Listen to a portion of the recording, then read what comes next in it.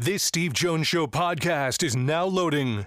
The Steve Jones Show podcast is presented by Sunbury Motor Company, Purdy Insurance, Brewers Outlet, and NIL Game Changers.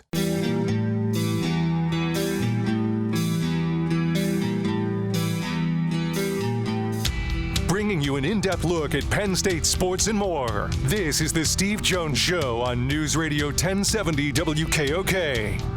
The Steve Jones Show is presented by Purdy Insurance, Brewers Outlet, NIL Game Changers, and Sunbury Motor Company. Now from the Sunbury Motor Studio, here's Steve Jones. Great to be with you on this Monday, and this half hour brought to you by Purdy Insurance, Market Street in Sunbury. Go to purdyinsurance.com.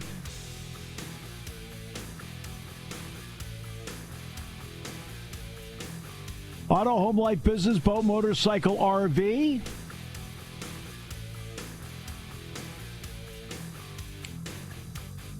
You have multiple insurance needs. They handle them all and do everything they can to save you money. It's all at Purdy Insurance, Market Street in Sunbury. Go to purdyinsurance.com. All right. Interesting show today, as a matter of fact. Wouldn't you say, Todd? Yes, I'm going to be quite busy after this half hour. Yes. Yes, this half hour will be the one half hour without people, besides us. After that, let's see. We've got Jack Michels, the play-by-play voice of the Edmonton Oilers. Hey, what the heck? You know, they're in the Cup final. He's a friend, so I called him. It's like, come on. You know? Oil City's owned, by the way. Oil City, PA. How about that? And he is just a terrific play-by-play guy. Goodness gracious. Nate Bauer is going to join us. What, Mike DeCourcy? Yeah. No, that's Wednesday. Mike's Wednesday. Mike's Wednesday. Yeah, I tried to get him on last week when we were talking about NIL, and he was on vacation. You need a vacation from that. Yes. I mean, you do.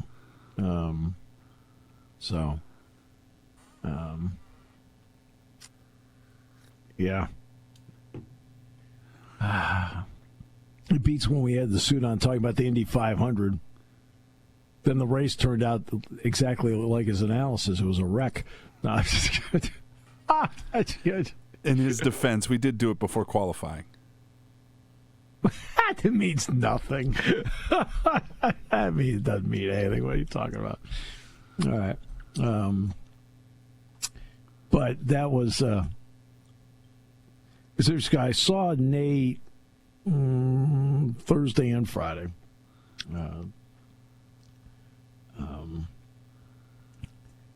At Coaches versus Cancer. He by the way, won one of the raffle prizes. You know, so yeah. Was it a chutter?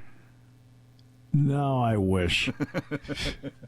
Everybody needs one of those.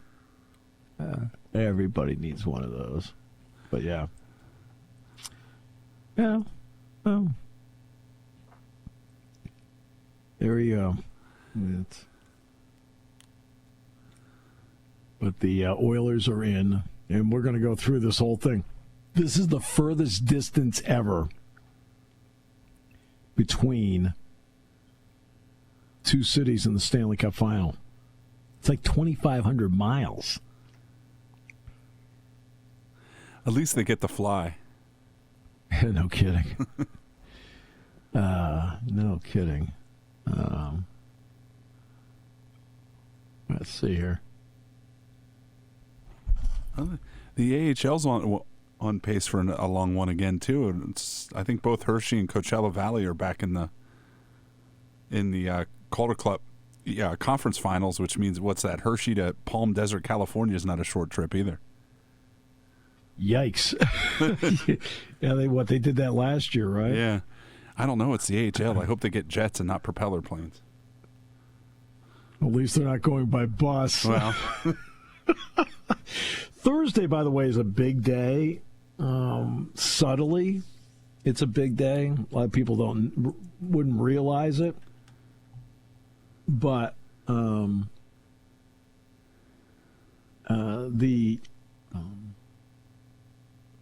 NCAA committee that deals with rules on advertising and so forth will be meeting, and they will discuss allowing logos on the field and allowing logos on jerseys.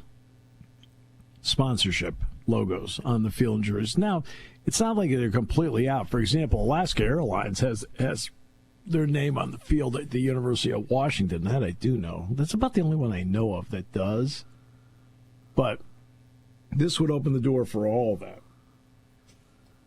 There will be an initial reaction of people that will be just absolutely disgusted by by having logos on the jerseys. So let's give the NBA credit for something right out of the gate. This is not like Premier League soccer where they have the patch of the team up on the breast pocket and then Fly Emirates in gigantic letters across the front. This is not going to be NASCAR or IndyCar where you name the sponsor, you name the logo, and they're all on there. That's that's not going to happen. Let's give the NBA a lot of credit. When they did it, I was, let's be fair, skeptical. How about that? Like, all right, what's this going to look like? And then to their credit, when they finally came out, you're like, oh, okay. It's there, but it's subtle and it blends in with the jersey for the most part. Okay? So when you see the Celtics play the Mavericks, I'm trying to remember who the Mavericks sponsor is. Celtics are Vistaprint. And I don't know if the Mavericks are Crypto.com or StubHub or something like that, whatever they are. But they blend in with the jersey. It doesn't dominate the jersey. It doesn't take away the identity of the team. And I think something that when let's talk about the identity of something, and that is when I turn on the TV, you turn on the TV, and you see the white helmets, the blue or white jerseys, white pants, you automatically go, whoa, Penn State, right? Gray helmet, scarlet jersey, gray pants, right? All right, Cardinal helmet with the Trojan logo on the side and the scarlet and gold, you think of USC, right? Burnt orange, right away you think of Texas. Okay. And that's what, that's what you get with that kind of instant recognition. You can't take that away. So what the NBA did, to its credit, is they incorporated it. I was skeptical. Well, what's this going to look like? No. It's there. It's accepted because it was done in such a way where it didn't take away from the identity of the team you were watching. That's what college football has to do. And it's just one step. Why are you doing this? Are you defacing the jersey by putting it on there? No. Okay? What you're doing is that you're looking at your ticket holders saying, hey, look, we're not going to put this financial burden on you. You're looking at your donors, and you're looking at them saying, hey, look, we're not going to put this $22 million that we have to come up with every year on you. We're going to come up with other ways of doing it that takes the burden off of you and allows us to do something with it so that we have the money to pay this. That's what they're trying to do. And you have to do it in such a way where it doesn't take away the identity. Look, it's 2024. It's a new era. Hey, this is not the college football of Joe Paterno, Bear Bryant, and Ara Parsegian. That's just not what it is anymore.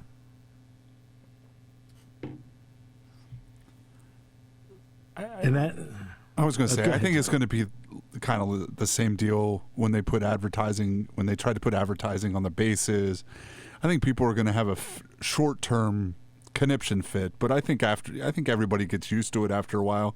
You don't even really notice it. I mean, do you really notice all the ads that rotate across, behind the home plate now that you're used to it?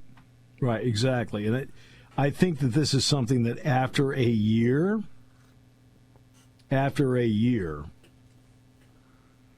people will be like, all right, it'll just become a part of the fabric, on the fabric, right? And I think that's what it'll be. Will there be people that absolutely just are going to hate it? Yes, there are going to be people that hate it. I understand that. I do. I completely understand that. But I also think that when you look at the Olympic Games were never commercialized or had professionals in it and so forth, even though all the Soviet hockey teams were professional. Did I say that? I did, and I meant to say it. I was going to believe, I think some of those basketball teams were too. Oh, but when you sit there and you look at what they needed to do in the '84 Olympics, what they needed to do with, in my opinion, with the Dream Team, they changed everything. I mean, I always love how the fact, the NBA players shouldn't be playing in it. Excuse me. In other words, I can't stand a country that feels they have to do everything with one hand tied behind their back because of the competition. Okay? Guess what? If they're using pros, okay, the United States can use pros. And by the way, okay, how do you pay for it? Well, you pay for it with sponsorships. Okay. Right? And that's what it is. All right? That's what it is. It happens to be with sponsorships. And that's what I think that is a way to get around it, where you're not throwing the burden on people who buy tickets. You're not throwing the burden on those who make donations. It's, when you're doing something like this, it is a change. It's a change that some people don't like. But at the same time, it is a change that is going to help take a burden off the plate, because suddenly out of nowhere you've been and look, if you went to trial on this, it would have been tripled. It's an antitrust suit, so instead of $22 million, it'd be $66 million. You could go to trial on this; it's tripled, and they might end up employees too. Right? Exactly. And a lot of people don't want that part. They don't want them to be employees. No, why? Well, for one thing, they aren't employees. They're showing up in a classroom getting a degree. They're not employees.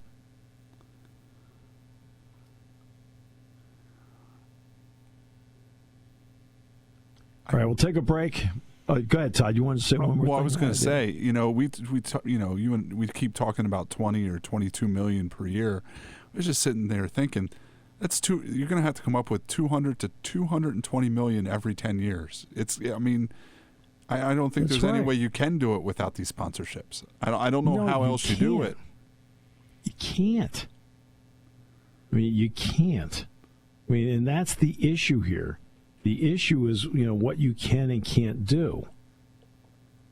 All right? And you can sit there and say, well, we're just going to keep doing it the way we've been doing it.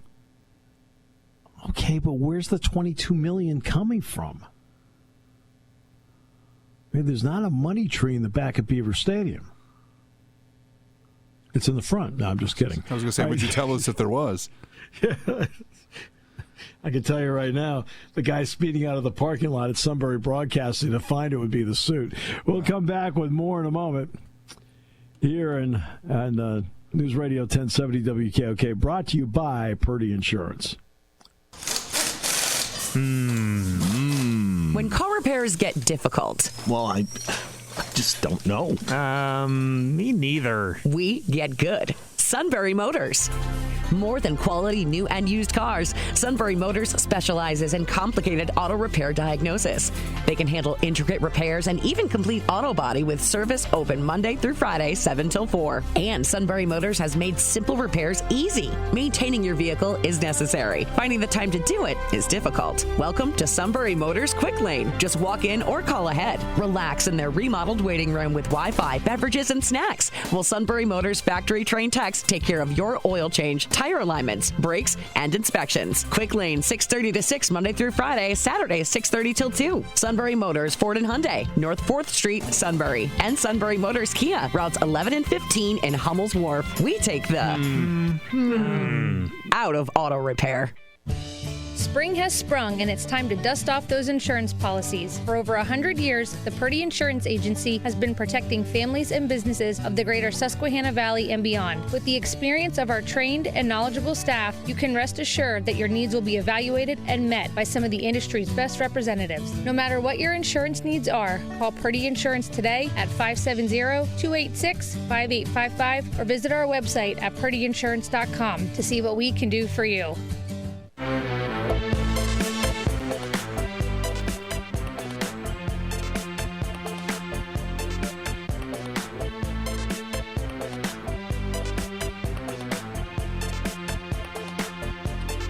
All right, great to be with you on this show today.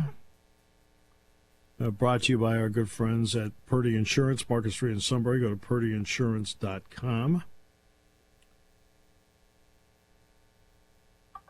Auto, home, life, business, boat, motorcycle, RV. I'm trying to think if we get suit insurance. Thought we needed it. No? Not good? You mean like the pants for the Louisville Cop, or like from the corner office? Oh, corner office. Dreadful. Our guy. Dreadful. Yeah. All right.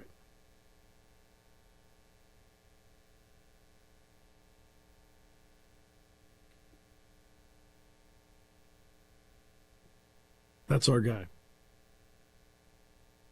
Dreadful.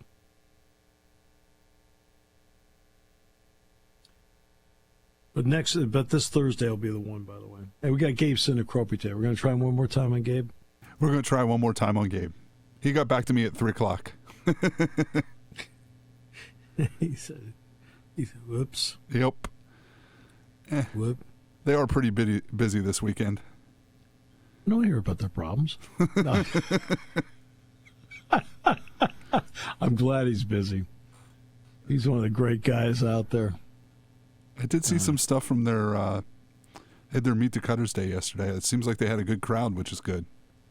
Yeah, the Spikes are doing their Meet the Team this afternoon and this evening.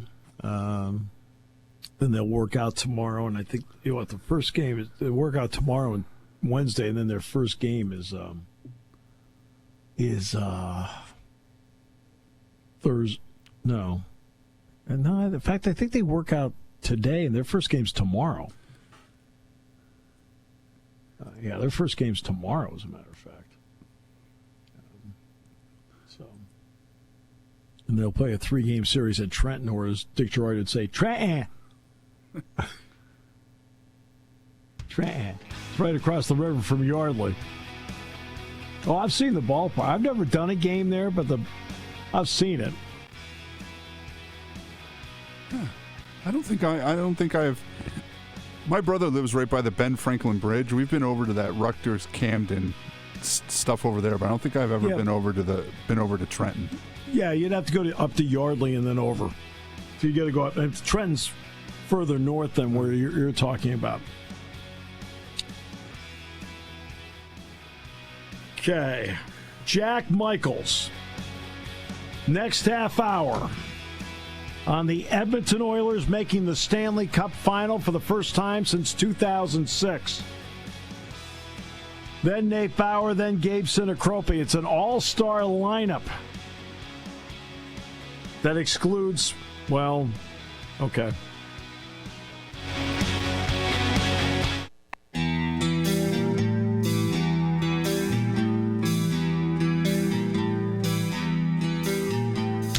Bringing you an in-depth look at Penn State sports and more. This is the Steve Jones Show on News Radio 1070 WKOK. The Steve Jones Show is presented by Sunbury Motor Company, Purdy Insurance, Brewers Outlet, and NIL Game Changers. Now from the Sunbury Motors Studio, here's Jones.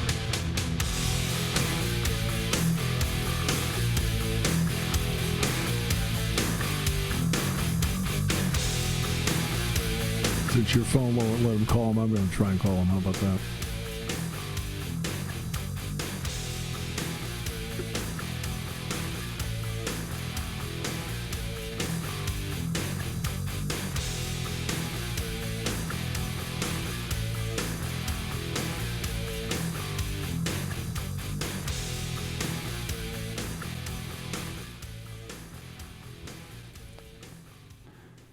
Hey, everybody. Welcome back to the Steve Jones Show here on News Radio 1070 WKOK. A little bit of technical problems here. No, there's no technical problem. I took care of it. How? I just mean you were calling. yeah, I had to take care of it. It's all good. Okay. So here it is. This is the call last night. You want to hear a championship call from one of the best in the business? Here it is right here. This is Jack Michels last night with the Edmonton Oilers on the verge of going to their first Stanley Cup final since 2006. Stars get a change. The Oilers 1 minute away from the Stanley Cup final. Missed it down deep by Matt Duchene. Sagan to Robertson, deep right corner. Wrapped up with theirs. Duchene in front. Bounced away. Race for the puck. First on it, Connor Brown. A clear back to center. Haskin it over. Robertson tucks it back in. Skinner hard up the boards. Came free. Attempted clear. Hacked. Whacked. Bouncing in the slot. Finally out to Haskinen. 35 seconds. Loading. Side of the net. In front. Swing and a miss. Marchment. 25 seconds to go. A quick dish down low. Duchene a shot off the pads. The rebound cleared by Brown. Not enough for icing. 15 seconds away from a trip to the final. Here's the finish. 2-1 Edmonton. Sagan tucks it down low. Bouchard smacks it around. Marching it from one-timer wide. Jason Robertson. 30 seconds. Haskinen has it blocked. This game, this series is over. Edmonton's heading to the Stanley Cup final. So we always talk about teams rising to the moment, and then you have the announcer rise to the moment. Jack, welcome. It is great to have you with us. Well, your words are far too kind, Steve, and if anyone knows anything about rising to the moment, it'd be you, as your listeners have followed you for the last 30 years. But the first thing I should probably say on this show is to allay any concerns about my smoking habits. Contrary to what you might surmise from that call, I do not smoke 5 packs of cigarettes a day. No, you do not, as a matter of fact. This has been an interesting ride for this team because they started out 3-9-1, and then Chris Knobloch took over, leaving the Hartford Wolfpack and coming over. What did he either add, change, or impart to this team that made a difference? Well, I mean, first of all, Chris has some Pennsylvania connections as well. He coached in Erie. He was Connor McDavid's junior hockey coach with the Erie Otters up in Erie, Pennsylvania. So So he's got some Northwest PA ties to this whole situation as well. And, the thing he brought, Steve, is he brought kind of an air of calm. The Oilers, as you mentioned, got off to a dreadful start. They were a preseason cup favorite, either first or second, in terms of the betting odds to win the Stanley Cup this year. They had lost to the previous two Stanley Cup champions in each of the last two playoff runs, including a conference final against Colorado 2 years ago. So they were generally thought to be the team to beat, and they were floundering. I mean, they had, they lost to San Jose, who had been winless and just getting beat like a drum, 5 and 6-0, the equivalent of getting beat 45-7 every Saturday in the fall. Right. And they lost the game there 3-2, and you kind of knew that was probably it for the previous head coach. And sure enough, you get a bump sometimes in professional sports, maybe even oftentimes, especially in hockey, which does have an emotional component, and the season does tend to run in cycles. But usually it peters out. I think what Chris did is come in, simplify things in the sense of, we're not going to try 9 million different combinations, even though it hasn't gone well. We're not going to panic. We're not going to show our hand. We're not going to show that we're rattled by what's been going on. We're gonna have these guys kill penalties, these guys on the power play, and we're gonna roll 4 lines, and you guys are gonna dig yourselves out of it because you're much better than you're showing, and it's gonna take time, but there's 70 games left in the year, and if we go 5-3 over the next 8 game segments 8 times, we're gonna be in the playoffs. And I think that just brought everyone down to, okay. If you tell a guy you can go 5-3, and I realize you can't do that in college football and do anything, but in hockey, if you go 5-3, 8 times, you're in the playoffs. And that I think, chipped away at the whole sense of, we're 2-9-1 and we're in 30th place, and said, well, all we have to do is win about 58-59% of the time, and we're going to be fine. And still, U.S. Thanksgiving, it didn't go great. Chris lost 3 of his first 5 games, but they got a shutout of Washington the day after U.S. Thanksgiving. That triggered an 8-game winning streak. Then they won 16 in a row. Then they won another 8 in a row, and they rolled into the playoffs as having reestablished themselves as one of the teams to beat. But the Stanley Cup playoffs, I do say, with all due respect to the other 3 major professional sports, I think it's the hardest trophy to win. I really do. It is a 2-month gauntlet of will mixed with skill. But it's often the last man standing. I mean, you see after the year, all the different kinds of injuries that come up reporting. And I just think Knobloch's personality was the perfect guy to mediate through that, because this was a club that was, staring at a 3-2 series deficit to Vancouver in the last round. They've already played 2 elimination games, and they survived those. And I just think Chris has the temperament to negotiate what has been a highly turbulent season in Edmonton. Roller coaster does not even begin to hint at the ups and downs involved in this season. Jack, it's been a franchise the last few years that has been known for getting a lot of production offensively. McDavid and Draisaitl and Evander Kane and guys like that. Yet, when I've been watching this team, especially the last 2 rounds of the playoffs, it looks like everybody has made a concerted effort to play well in front of Skinner and play a good, solid defensive game. What has that meant, that maturity that they understood they had to play both ends? Well, Steve, you're bang on. This has been the misconception about Edmonton for much of the last 4 or 5 months, is that they're still the same old, 2-pony show with McDavid and Draisaitl. They have won different ways. They have killed 28 straight penalties in the playoffs. They are currently owners of the best penalty killing percentage in the history of the Stanley Cup playoffs, better than 94%. It won them the last 2 series for sure. And their power play still puts up gaudy numbers, but this team has learned to defend, And for Stuart Skinner last night, on a night where Edmonton was outshot 35-10, and I think the shot attempts were 74-24. Yes. I mean, basically, Edmonton 5-on-5 had its clock cleaned.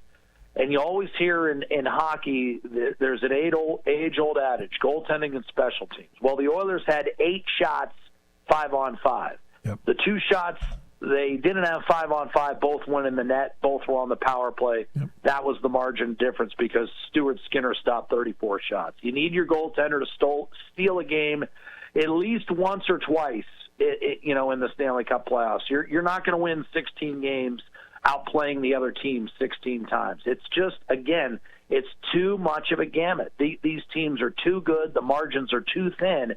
And you're exactly right. 2-1 win last night in Game 6, 3-1.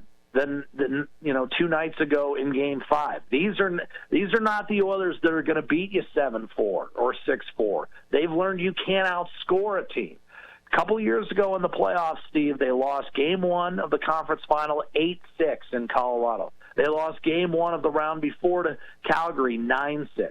They know that it's not a recipe to win. You just can't count on scoring 6-7 goals and just try to outscore your mistakes. You're not going to do it in the Stanley Cup playoffs. The teams are too good. And I'll tell you what, the next round doesn't get any easier. This Florida team is loaded for bear. They've, in the last 3 years, Steve, they've finished first overall in the NHL. They've gone to the Stanley Cup final, and they've gone to the Stanley Cup final. I mean, this is the ultimate test, the ultimate challenge. And quite frankly, I think the Oilers could use the break. You mentioned Evander Kane. He played very sparingly in the third period. He didn't play at all. He stayed on the bench to open doors for the other forwards. This is the time of year, Steve, where guys start getting banged up and playing with ridiculous amount of injuries. Yep. And so they'll need 4 or 5 days off to get ready for this series. Yeah, Jack, you mentioned Florida because Florida was number 1 in the NHL in point differential, goal differential in the third period in the regular season. They are number 1 in the Stanley Cup playoffs in third period goal differential. It seems like they wear a team down for 2 periods and then take control in the third. Is that fair? They're a bit of a throwback, Steve. They're a bit of a throwback to the hockey you and I watched growing up in the sense that they can beat you any which way you want to play it. You want to play a skill game, hey, they've got a guy like Sam Reinhart who scored 57 goals during the regular season. You want to get nasty?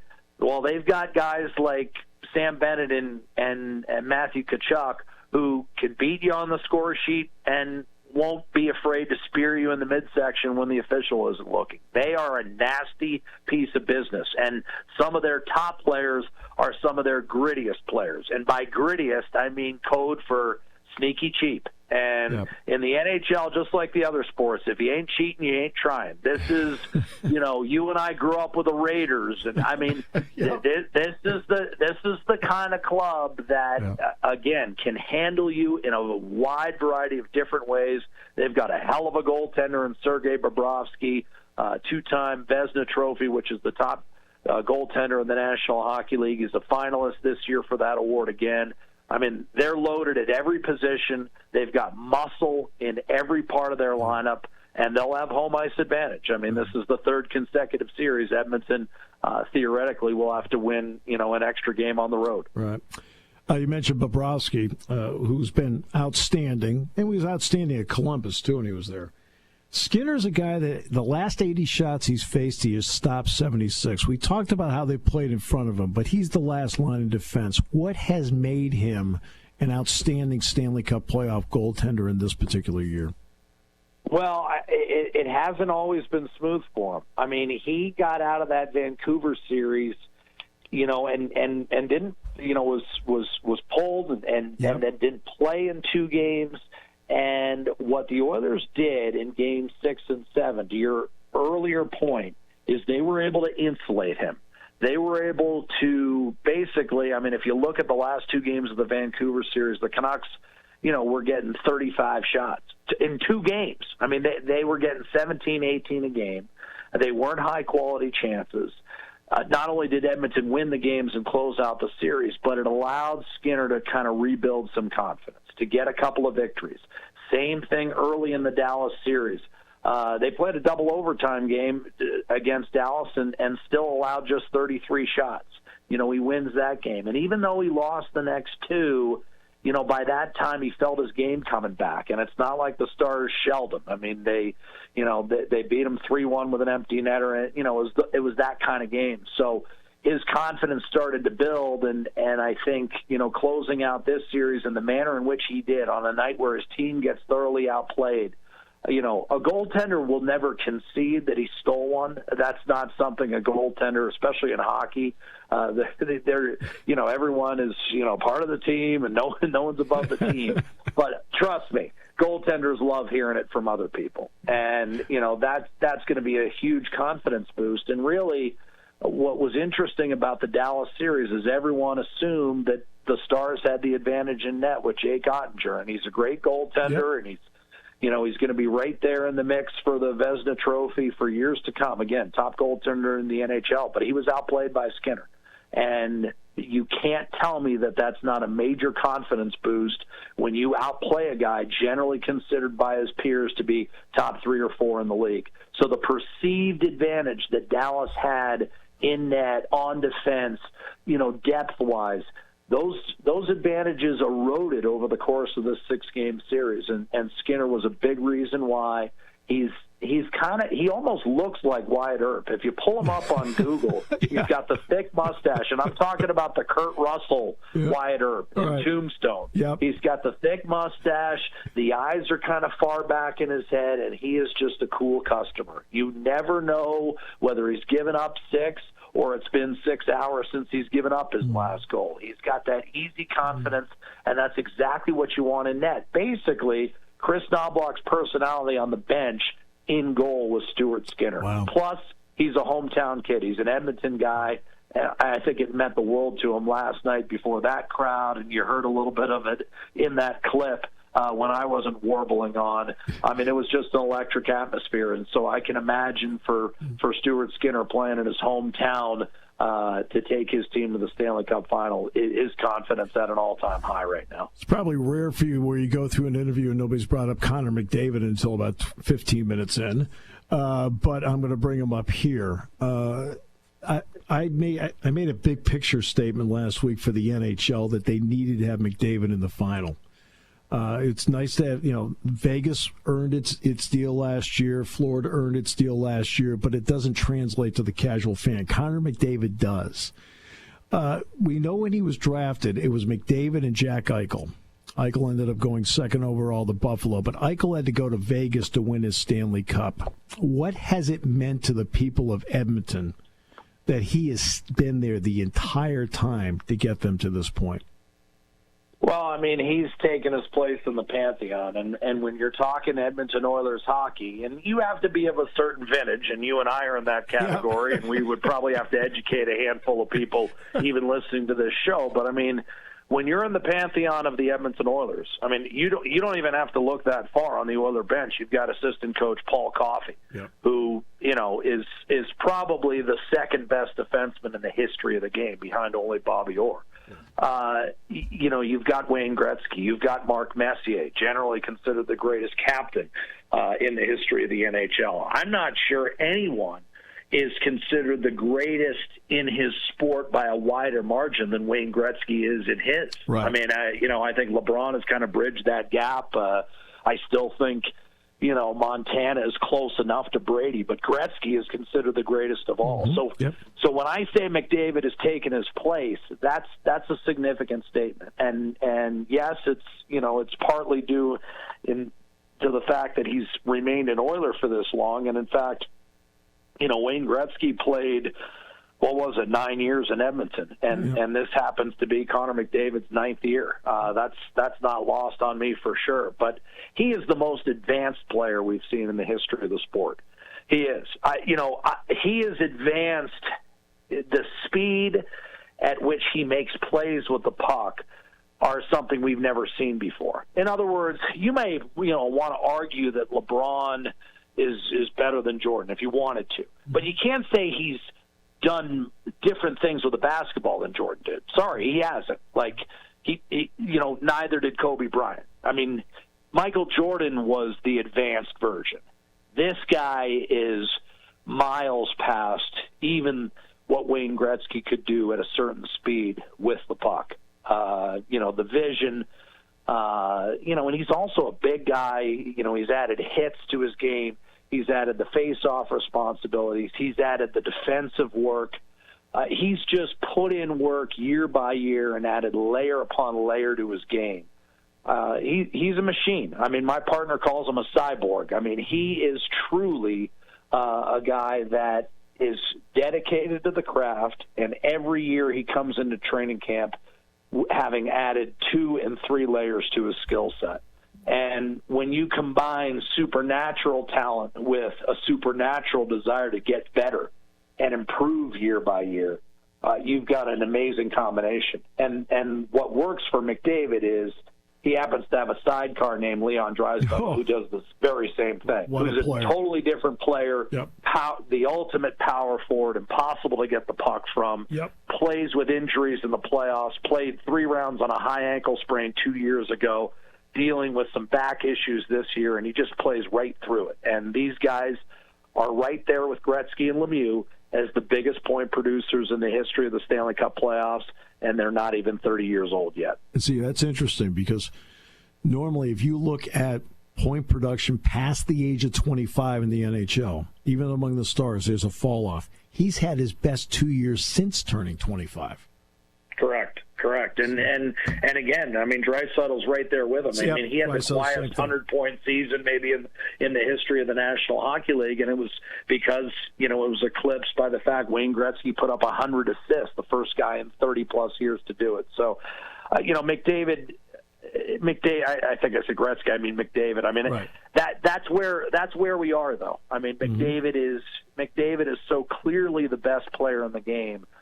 It speaks to your point about, the time is right. I'm sure in a perfect world, the National Hockey League wouldn't have minded the Rangers advancing, but the Florida Panthers are going to be a worthy opponent, and you're absolutely right. This is a perfect time for the National Hockey League to have its best player on its biggest stage because, the way things work in major professional sports, you at some point have to strike when the time is nigh. And when I think about the National Hockey League, and you probably remember, the last time National Hockey League made this push and the Rangers won the Stanley Cup and the NBA was kind of falling a little bit with Jordan having retired and going into a strike. The NHL, the NHL went in a lockout and they lost some momentum. This is a major opportunity for the National Hockey League to kind of, continue to push its way into the Major Four, and certainly from a hockey perspective, Connor McDavid is the best way to do that. Jack, you are without question one of the best in the business. Thanks so much for the time you gave us today. I'm thrilled for everybody in Edmonton, including Hudson Ward, who's up there, is going to be coming to Penn State. So from Edmonton, I know it well, and of course, that Sherwood Park, where I live, the little suburb. 15 minutes from Edmonton, turned out Chuba Hubbard. So there's some talent up here. It's not a steady flow yet, but it's at least a trickle. And Steve, I hope we're able to hook up this fall. Obviously, you know what I think of your work, and the feeling is mutual. And I appreciate being on your show. Hey, get here this fall. You're in. Okay, just let me know. Jack, take care of yourself. Thanks, Jack. Thanks so much. All the best. The great Jack Michels, the play-by-play voice of the Edmonton Oilers. I mean, one of the best in the business. All right. We will come back with more in a moment. This half hour has been brought to you by our good friends at Sunbury Motors, 4th Street in Sunbury. Sunbury Motors, Kia, routes 11 and 15, Hummels Wharf online, sunburymotors.com on News Radio 1070 WKOK. Hey, before we go to break, I wanted to let everybody know that Route 11 between Shamokin and Northumberland is closed because of a car accident. Please try to avoid that area if possible. Oh, boy. I hope everybody's okay. But find alternate routes, please. Party time, game time, or just fun time. Doesn't matter what time it is because it's Brewers Outlet time. The Beverage Supermarket has the area's largest beer selection. Imports, microbrews, ciders, and domestics. Pick from over 100 ice-cold 12-packs and dozens of 24-ounce singles. Soda, snacks, hot sauces, fresh roasted peanuts. Make it one-stop party shopping, and don't forget the pickle bar. So whatever you're celebrating or just doing it up, Brewers Outlet, Reagan Street, Sunbury wants to see you. And thank you for your years of patronage. You want your young athlete to get the most out of life and NIL. You need a roadmap, a strategic approach. NIL Game Changers help student athletes earn while they learn in their collegiate journey. Driven by former student athletes and coaches who work as NIL sports agents and content media designers, they'll guide both student and family, starting with high school students.